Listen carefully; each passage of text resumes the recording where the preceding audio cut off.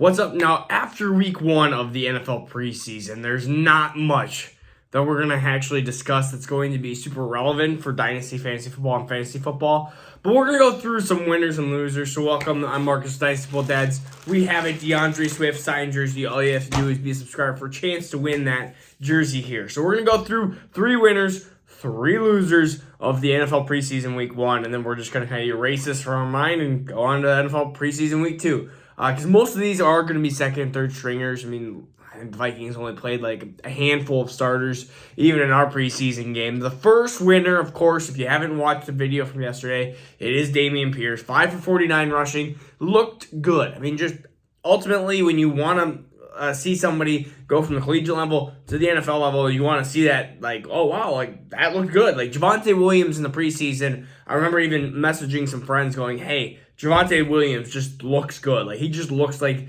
he's impossible to bring down. It took like 5 second-teamers and third-teamers, and I knew it was 5 second-teamer, third-teamers, but still, it took 5 of them, so to take him down every time. That is what we want to see with Dameon Pierce. We want to see that vision. We want to see him cementing himself as the clear-cut RB1 on that team. We'll see if that ends up happening, or if Houston plays the dumb game and just starts starting veterans over him. We'll get there when we get there. Now that there's a shortened preseason, hopefully we can start seeing a little bit more from Dameon Pierce, and we see a little bit less from the veterans here. One of the losers here is kind of an obvious one. The losers in the preseason are some of these players that just get hurt.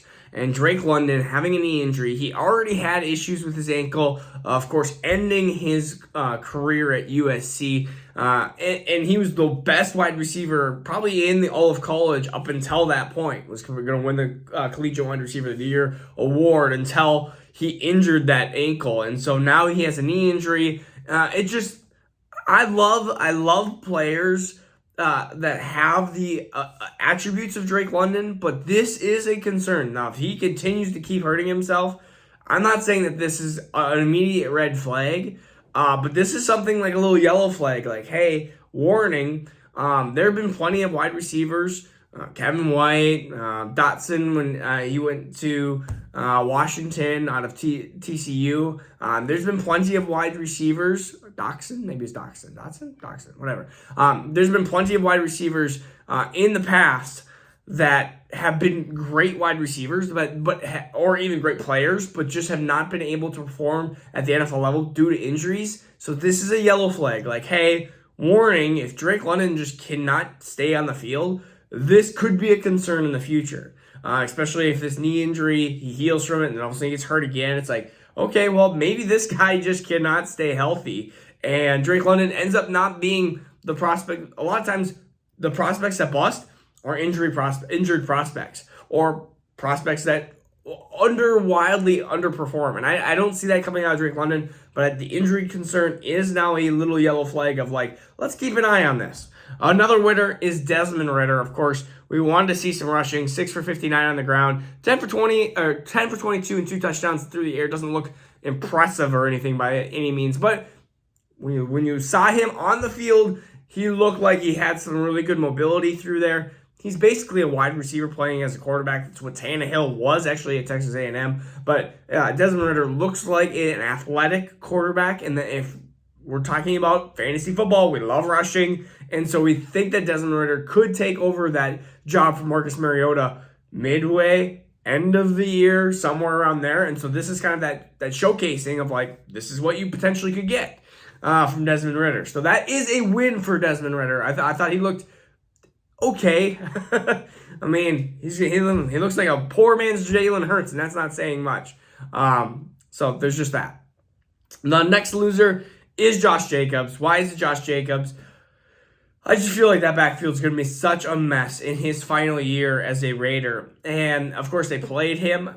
People say they showcased him. I don't think it was a showcase. I think ultimately they're trying to figure out what in the world they want to do out of that backfield. I think you're going to see a little bit of Jacobs, a little bit of Zamir White, a little bit of Kenyon Drake, maybe Amir Abdullah once in a blue moon here. And so you're just going to see a lot of backfield. And so that is going to be the biggest thing. I think it's just going to be complete frustration. And so Josh Jacobs, somebody that I think will probably have a better 2023 season and a different uniform than a 2022 season. So if I have Jacobs, I mean, it's kind of hard to sell now. But if I don't have Jacobs, I'm actually looking to buy maybe towards the end of that season, because end of 2022 season.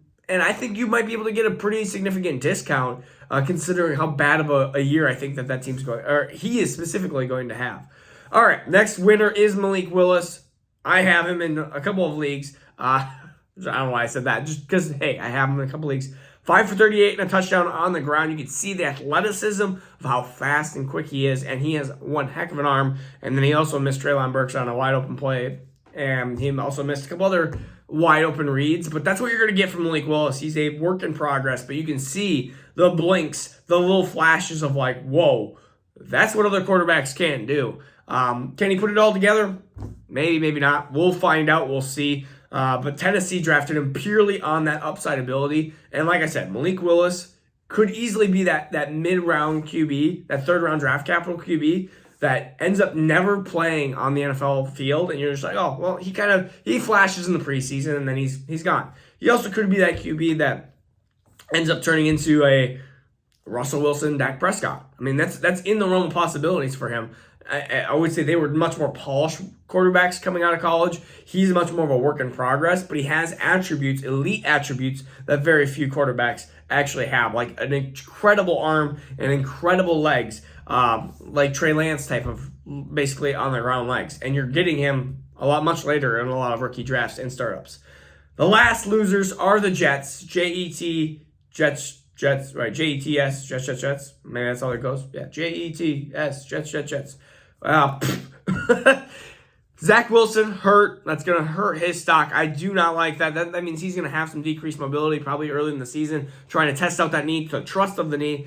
When you have an injury like that is so close to a season-ending injury, that's probably going to shake him mentally, I would assume. That maybe the assumptions are wrong, but you're going to have a definitely decrease in Elijah Moore and Garrett Wilson, who I both like. And Breece Hall is probably going to get a little bit of a dip because that offense is going to move as efficiently and as smoothly.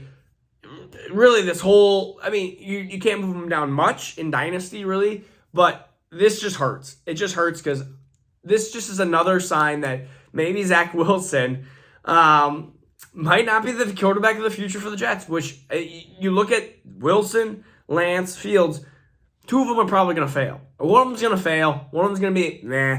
One of them's going to be like Mitchell Trubisky for the rest of his life. And the other one's going to be a successful quarterback.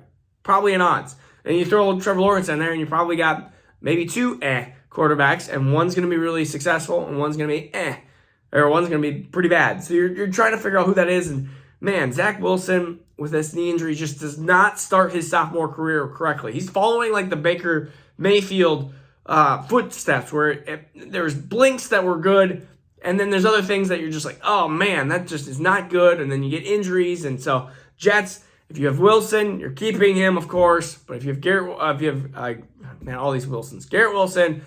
If you have Zach Wilson, you're keeping him, of course. If you have Garrett Wilson or Elijah Moore, there's not much you can do besides just hold on. And Breece Hall is still the 101 by far in Dynasty rookie drafts. It just hurts. It just hurts. The redraft values are all going to take a little dip here. So, again, probably half-round dip just because Zach Wilson's injury does scare me quite a bit for a re-injury. I mean, when you have a meniscus injury, you're just going to have it's probably going to take him a little bit of time to get back into speed, and he'll probably miss the beginning part of the season. So, that'll be fun. The first couple games are going to be fun. All right, this is Marcus Dynasty with Ads. Peace out. We'll see you tomorrow. Stay tuned.